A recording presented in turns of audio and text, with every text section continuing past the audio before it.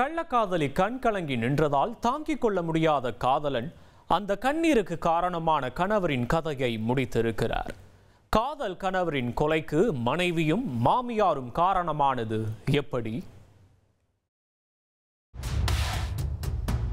உயிர் நண்பன் கொடுத்த மதுவிருந்தை சிறப்பிக்கச் சென்ற லாரி டிரைவர் பாழடைந்த கட்டிடத்திற்குள் இரத்த வெள்ளத்தில் பிணமாக கிடந்திருக்கிறார்.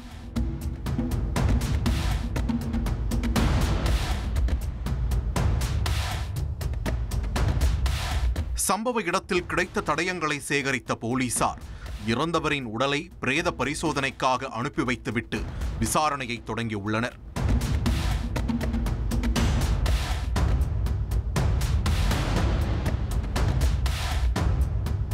கொல்லப்பட்டவர் 36 வயதான கிருஷ்ணதாஸ். கன்னியாகுமரி மாவட்டம் இரணியல் அருகே உள்ள பிரம்மபுரம் பகுதியைச் சேர்ந்தவர். லாரி டிரைவராக பணியாற்றி வந்த கிருஷ்ணதாஸ் 9 ஆண்டுகளுக்கு முன்பு பவித்ரா என்கிற பெண்ணை காதலித்து திருமணம் செய்து கொண்டிருக்கிறார். இந்த தம்பதிக்கு இதுநாள் வரை குழந்தை வரம் கிடைக்கவில்லை. இந்த சூழலில்தான் கடந்த அக்டோபர் மாதம் 30ஆம் தேதி இரவில் கிருஷ்ணதாஸை செல்போனில் தொடர்பு கொண்ட அவரின் உயிர் நண்பரான ரமேஷ் மது விருந்திற்கு வருமாறு பாசத்தோடு அழைத்துள்ளார். உடனடியாக மைத்துனர் ஒருவரிடம் இருந்து இருசக்கர வாகனத்தை கடன் வாங்கிக் கொண்டு கிருஷ்ணதாசும் ஆசையாக நண்பனின் மது விருந்திற்கு பைக்கில் பறந்து சென்றுள்ளார். ஆனால் அன்று இரவு வெகு நேரமாகியும் அவர் வீடு திரும்பவில்லை.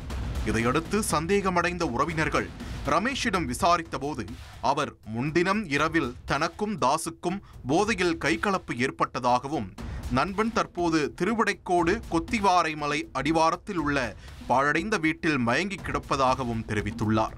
இதனை கேட்டதும் அதிர்ந்து போன உறவினர்கள் பதறியடித்துக் கொண்டு சம்பவ இடத்திற்கு விரைந்து சென்றபோது கிருஷ்ணதாஸை அங்கிருந்து பிணமாகவே மீட்க முடிந்திருக்கிறது. நடந்த சம்பவம் தொடர்பாக வழக்கு பதிவு செய்த போலீசார் கேரளாவில் தலைமறைவாக இருந்த ரமேஷை முதலில் கைது செய்துள்ளனர். அவரிடம் மேற்கொள்ளப்பட்ட விசாரணையில் ரமேஷின் நண்பரான விமல் என்பவருக்கும் இந்த கொலையில் தொடர்பிருப்பது தெரிய வந்திருக்கிறது. உடனடியாக அவரையும் தட்டி தூக்கிய போலீசார் குற்றவாளிகள் இருவரையும் நீதிமன்றத்தில் ஆஜர்படுத்தி சிறையில் அடைத்துள்ளனர்.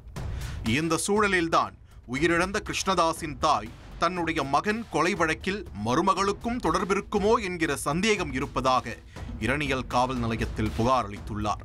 காரணம், இரணியலை அடுத்துள்ள திருவிடைக்கோடு பகுதியில் மெக்கானிக் ஷாப் நடத்தி வந்த ரமேஷும் கிருஷ்ணதாஸின் மனைவி பவித்ராவும் கடந்த சில மாதங்களாகவே தகாத உறவில் இருந்துள்ளனர். இந்த விவகாரம் பவித்ராவின் கணவருக்கு தெரியவர அவர் காதல் மனைவியையும் உயிர் நண்பனையும் கண்டித்துள்ளார். ஆனால் கிருஷ்ணதாஸ் நினைத்ததை விட அவர்களின் காதல் மிகவும் ஆழமாக சென்றிருக்கிறது. கணவருக்கு தெரியாமல் ரமேஷுடன் தொடர்ந்து உறவை பலப்படுத்தி வந்துள்ளார். ஒரு கட்டத்தில் பொறுமை இழந்த கிருஷ்ணதாஸ் பவித்ராவின் செல்போனை பிடுங்கி உடைத்துள்ளார். இந்த விவரத்தை பவித்ரா அப்படியே கள்ளக்காதலன் ரமேஷிடம் தெரிவித்து கதறி அழுதிருக்கிறார். காதலி கண்கலங்கி நின்றதும் அதற்கு காரணமான கிருஷ்ணதாஸை தீர்த்து கட்ட முடிவெடுத்துள்ளார் ரமேஷ். அதன்படி சம்பவம் நடந்த அன்று ரமேஷும் அவரின் கூட்டாளியான விமல் என்பவரும் சேர்ந்து கிருஷ்ணதாஸை மது விருந்திற்கு அழைத்து தீர்த்து கட்டி உள்ளது விசாரணையில் உறுதியாகியுள்ளது. கிருஷ்ணதாஸ் கொலை செய்யப்பட்ட பிறகு அவருடைய இறுதிச் சடங்கில் பவித்ராவும் அவரின் தாய் முத்துலட்சுமியும் கதறி அழுவது போல ஆக்டிங் செய்தது போலீசாரையே தற்போது அதிர்ச்சி அடைய வைத்திருக்கிறது. கொலைக்கு தூண்டியதாக பவித்ராவையும் கொலையை மறைக்க உடந்தையாக இருந்த குற்றத்திற்காக முத்துலட்சுமியையும் கைது செய்த போலீசார் இருவரையும் நீதிமன்றத்தில் ஆஜர்படுத்தி மகளிர் சிறையில் அடைத்துள்ளனர்.